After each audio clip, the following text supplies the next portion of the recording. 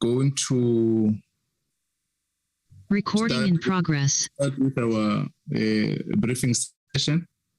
Appreciating that we've managed to join early this morning, and the team, legal team and the research team, just to take members on the brief on the issues that are emerging from all the hearings. We've interacted with the public, oral and the written submissions. Secondly, we'll then have to subject this, we've subjected the report to the minister and his legal team to comment on the submissions we have received. And then members will may raise issues in that committee meeting just for clarity, and will then end the meeting at that point. As our program has been outlined on how we're going to deal with this report, today is not to deliberate on the issues of the committee, but is to listen to the comments of the ministry and the team on the amendment bill. Then we'll then, as adopted revised program, move forward on the issues that itemize. So we requested Mr. Hlongwane and Mr. Adam Salmon, who is currently on leave, but the Mr. Hlongwane will lead. He will start now until we'll give him 15 minutes to give us a brief note, which already we have as members of parliament and legal team. Then we'll break at 10 to 9 or 5 to 9, Mr. Matons, to allow, at 10 to 9, so that we allow members, the ministry and other stakeholders who have been invited to attend this briefing. Then, that is our approach to this briefing. After Mr. Hlongwane has taken a brief, if members need to raise some of the issues, you will raise quickly. Even if it does not respond at this point, we'll then get another opportunity to respond or deliberate on that. I'm sure you may not have thorough authority on some of the legal issues that may reside with the legal team of parliament that are still coming to brief the committee. Thank you very much. I'm welcoming you, Mr. Hlongwane. You can take us into brief. Now it's 8:33. Thank you. Thank you very much, Chairperson, and good morning to all members of the committee present. I was trying to switch on my camera so that you see that I'm present, but I will request to switch it off because my network is not so good, Chairperson. No, you're welcome. You're welcome, Mr. Hlongwane. Okay. We only need your voice and the presentation. Yes. So with our discussion, Chairperson, yesterday, you requested me that briefly I take members of the committee with the key issues that has been raised in the public hearings. So what I've done, Chairperson, is that I tried to go through clause by clause on the issues that have emerged. But before I get to the clause by clause issues on what has emerged, it is important that we remind members of the committee that we had two public hearings streams, one in the inland and one in the coastal streams, Chairperson. And then the teams was divided into two. But in total, Chairperson, in the inland stream, in terms of the attendance, the people who attended the public hearings, it was 1,965 people who attended in the inland provinces, and we have received 438 submissions. And out of these 438 submissions in the inland stream, Chairperson, 267 were people or submissions who said they agree with the amendment bill, and 172 people didn't agree with the amendment bill. And then in terms of the coastal streams, Chairperson, the people who attended, it was it was 1,518, and then only 172 oral submissions were received.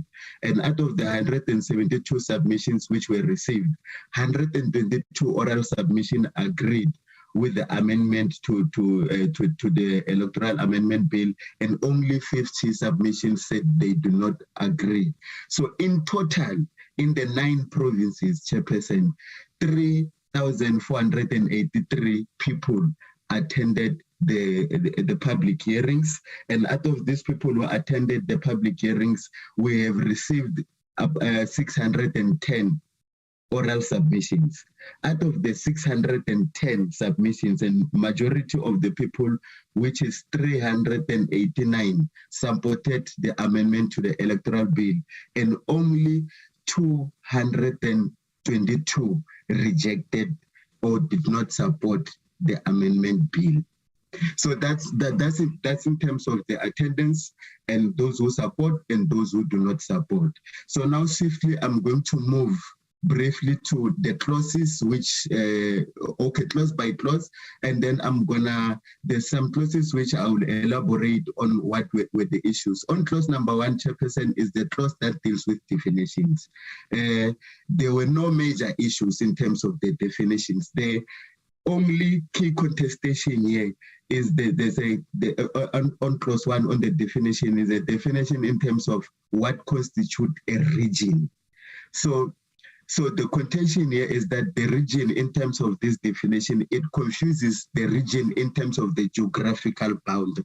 So here the suggestion is that the term region should be redefined so that it speaks to the context of the Electoral Amendment Act, so that it doesn't confuse the voter with the geographical boundaries. Because at the moment, when you speak of a region, you speak of maybe Tshwane as a region or Sidibeng as a region, but it's different in this respect. But other than that, there were no major issues. On clause number 2, which amends section 27 in respect of submission of the list of candidates, there were no major issues on clause number 2, and also on clause number 3, there were no key issues. The key issues emerged on clause number 4, Chairperson. The clause number 4, part 3A, and here it deals with, it provides for the nomination of independent candidate, the requirements and qualification for independent candidate to contest elections. The major concern here was on part 3.1b, and it reads as follows: a prescribed declaration signed by an independent candidate confirming that he or she has not been a member of a political party for at least 3 months preceding the date of the nominations. So here there were 2 schools of thoughts in terms of this clause, Chairperson. The first school of thought, it is the one which supports this amendment as is here, saying that 3 months is a reasonable period as a cooling off period. But those who support this view, they also say actually 3 months should be extended to sometimes to 6 months or to 1 year. And the reason for them to say 3 months is not enough, they argue that members who lose contest within their political party structures, they then leave and then want to see themselves as independent, register themselves as independent candidate, mainly because they've lost political contestation. So this school of thought is of a view that this candidate or these people who, because they've lost political context within their own political parties, they are not genuine representatives of the people, because now they want to go and say they are independent candidate, mainly because they've lost internal political processes within the party. But the opposing view within this clause, it's saying the 3 months cooling period is fine, or should also be reduced to just 1 month. And their reason for this is that, and for the sake of this conversation, Chairperson, please allow me to use examples of the 3 biggest political parties in the country. Maybe I'll use the ANC, the EFF, and the DA. So in terms of the example here, they argue that, for example, within the ANC, if if members of the community or particular community have said Pagamile from one, they want Pagamile from one to be their representatives in the ANC, for example, and the party does not agree with that, then the party forces their own preferred candidate, which is not a preferred candidate of the members of the community. So therefore, they say Pagamile should then be allowed to leave the ANC or the DA or the AFF and then register as an independent candidate, because the party which he belonged to does not want him. They force their own people, so their own person. So this is the second school of thought in terms of the cooling period, Chairperson, of the 3 months. So in conclusion, in this regard, is that the 3 months period, those who support the view, they say, yes, it is fine, the 3 months period is fine, or should be increased to even 6 or 1 year, because of the reasons what I've said. And those who do not support it, they say 3 months should be reduced. In the same clause, Chairperson, in terms of the allow me to. Okay, I've dealt with the cooling out period.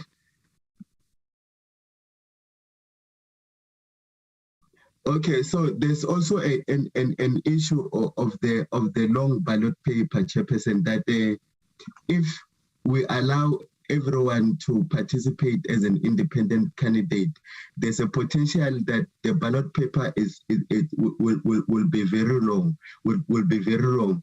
And the measures which are proposed are proposed mainly by political parties, is that the IEC should set the entry boundary to be very high.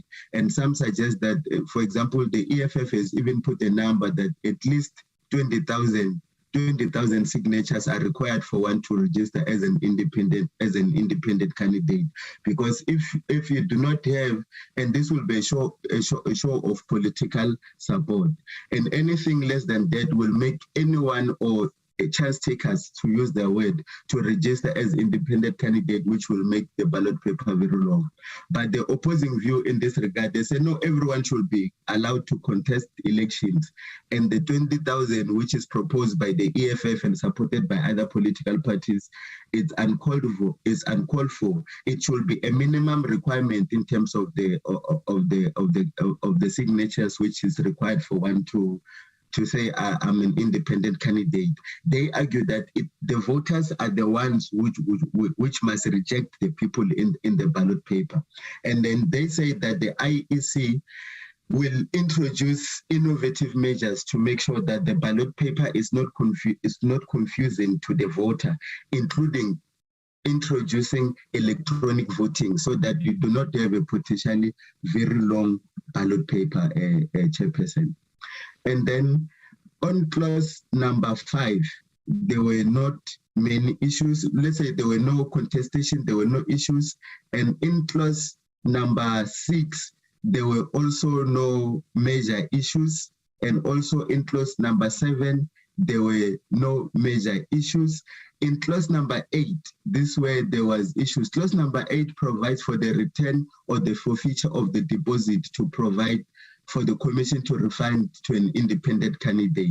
So this is about the non-refundable deposit fee, which is payable by independent candidate. So the first school of thought support this amendment as is. They're saying actually the deposit fee should be set higher, so that there is no chance takers, so that and it should be non-refundable. This was supported mainly by all the political parties, which made, or members of the political parties which made submissions to say the deposit fee should be non-refundable and should be set very high. The opposing view in this clause, those who oppose this clause, they say the deposit fee should be set very low, considering the unemployment rate in South Africa and the economic conditions. They argue that if the deposit fee is set very high, Therefore, you are leaving the political contest to be the terrain of the elite, those who have money, and ordinary South Africans will not be able to participate in electoral processes because they will be prevented to do so because they will not afford to pay a high deposit fee. So they argue that yes, if you can have a deposit fee, but set it taking into consideration the economic conditions of the country and that it must not be exclusive of the rich. That was clause number 8.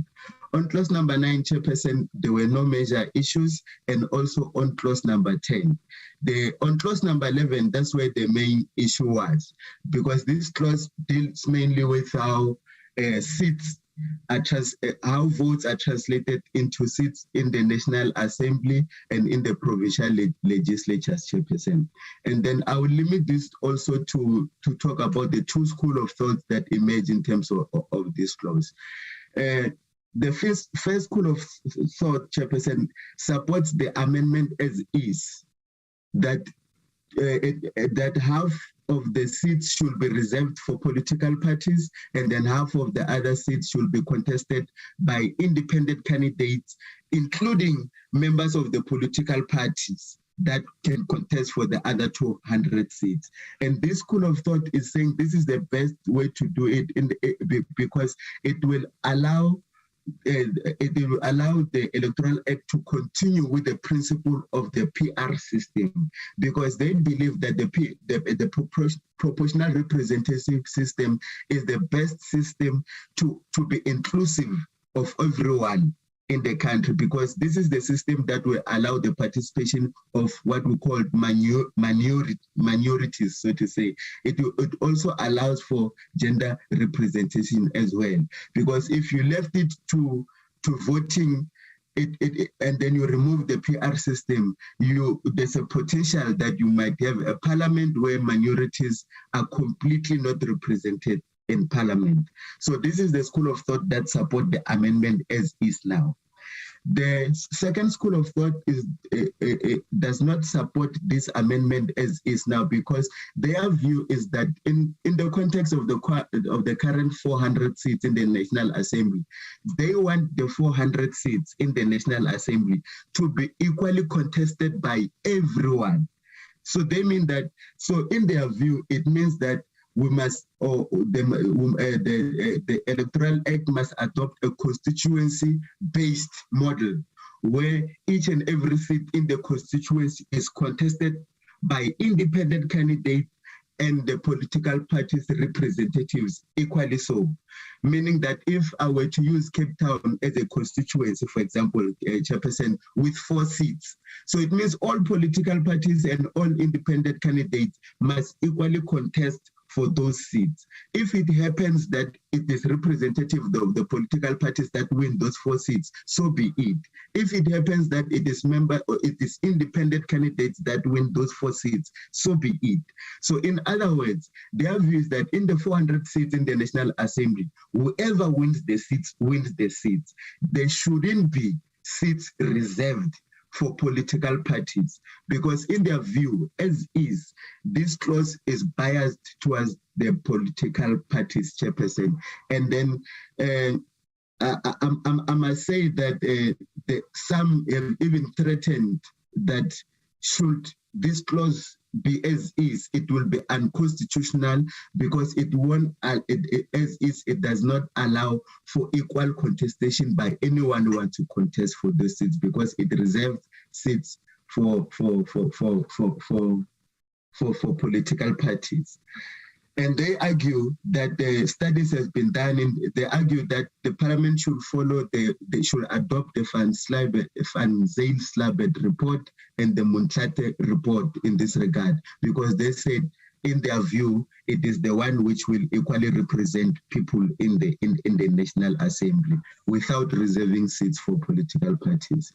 Another issue that emerged on clause 11, Chairperson, it is the issue of vacancies. Of the seats of independent candidates. And here also there's two schools of thought. Mainly political parties, they argue that the seats of independent candidates should not be replaced and should only be replaced in the next cycle of election, meaning that there shouldn't be by-election to replace a seat of an independent an independent candidate in between elections.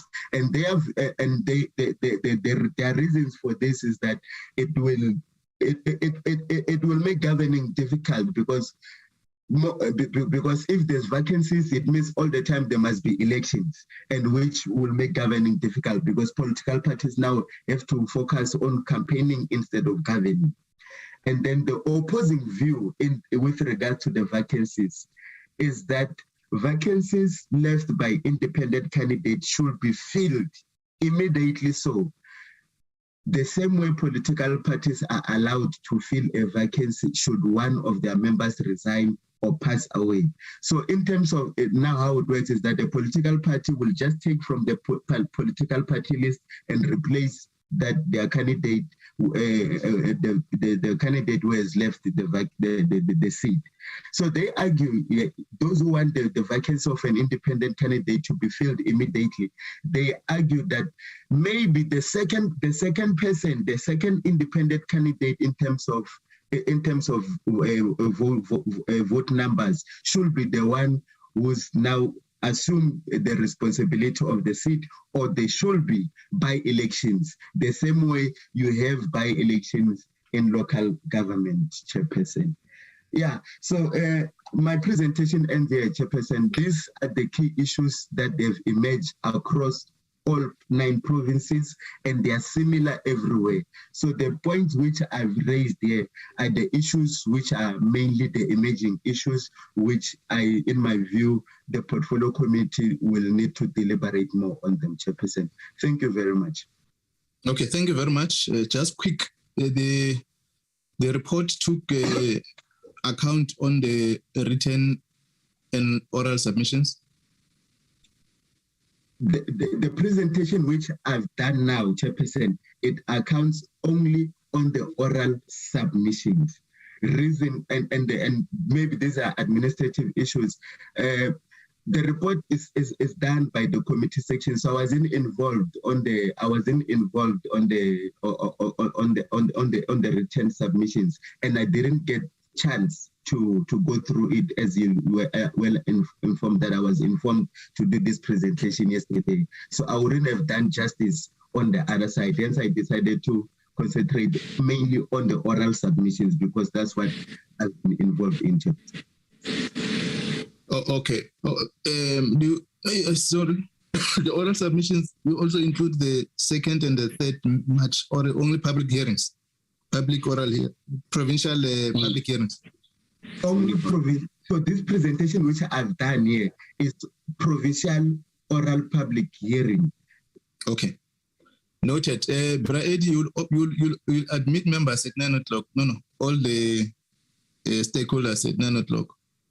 Members, that is a report of the provincial oral submissions. I know that Adams has done with the entire report. I think it's good that you have received this draft first. We'll, as you're going to interface in a program, they will come back and also input on the some of the issues that could not be briefed. Can I get a comment? Not necessarily a comment. If there are issues, I doubt at this stage members will have issues to raise until all the report have been presented by Home Affairs, legal team, content advice. But let me get Honorable Pile, Honorable Ross, Honorable Bizel, Co-Chair, Honorable Molekwa. I'm sure that the parliamentary legal team may not want to comment at this stage, but they will advise. Quickly, we're left with 5 minutes. Pile? Thank you very much, Chair. Let me first tender an apology on behalf of Honorable Ekwase, who's going to join us late. Chair, for me, I think it's just to note everything is clear and we're able to then proceed or move on with the process, because we are going to get the oral submissions, responses, we are going to get written submissions, and then we can then consolidate, because a lot of the things are overlapping. At this stage, Chair, I just want to appreciate it. and say that we note this report and so that we move on to the next process. Thank you. Thank you, Honorable Ross. Thank you, Chairperson. I may have missed it, Chair, but my understanding is that some of the written submissions are still not included in the report. So I just want to get an understanding. I think I missed it, but how will those be included, and then when will that be? When will we deliberate on that? Okay, Honorable Maleko. Thank you very much, Chairperson. As Honorable Brandon, Pile, and Rios have said, we really appreciate the support and appreciate the briefing that has been presented, Chairperson. Thank you. Honorable Lizen. No, thank you very much, Chairperson. I think the report is an accurate reflection of what we heard at the hearings. So I'm fine for now and also appreciate the brief that we got. Thank you, Chairperson. Okay, thank you. Quickly, Matonsi, just briefly on the stages of our discussions. Hi, Chairperson. Yes. You're saying briefing on the stages of the revised program quickly. Are we not going to, Chairperson, I thought the agreement was that we are going to do the revised program after the department has briefed the committee, because that revised program, it was presented in the last meeting. Yes. Yeah, okay. With the committee. So we'll do it at the end. No, thank you. I wanted just to, I think, to respond to Honorable Ross. I think that will respond to Honorable Ross. We're going to deal with the outstanding reports that have not been briefed in this meeting, but they've been consolidated, which all members have received the detailed report. But as we are going to still have to receive a report from Parliamentary Legal Services and the content advisor, and at that time, then we'll invite, deliberate, invite the IEC, and then we'll able to further deliberate on the process. For legal team, I don't think at this stage you need to comment.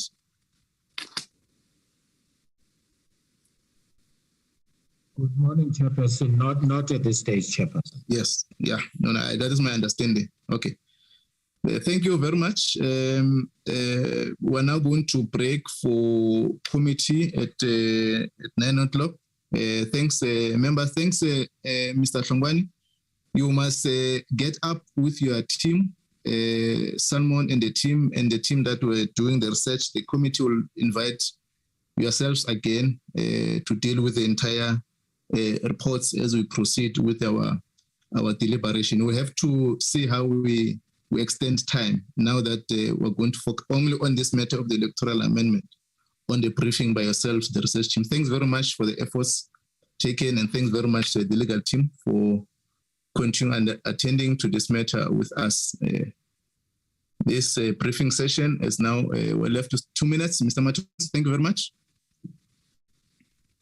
Thank you, Chair.